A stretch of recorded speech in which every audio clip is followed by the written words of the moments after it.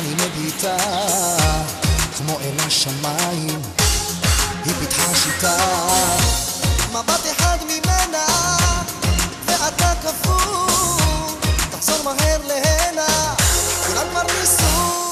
La obra de los murallones de afuera, contanos un poquito cuál es la experiencia y cuál fue la inspiración para realizar este trabajo. Bien, esto es producto de un concurso que se realizó en el año 2010 con motivo de Arte para la Integración.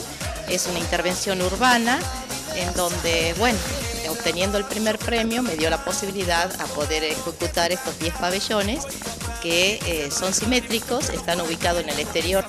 Si bien son formas abstractas, de alguna manera el mensaje está dentro de esas formas, como formas ondulantes, quiero significar un poco la mirada humana, ¿no? La mirada del hombre, pero buceando en su interior para sacar lo mejor de sí, ¿no?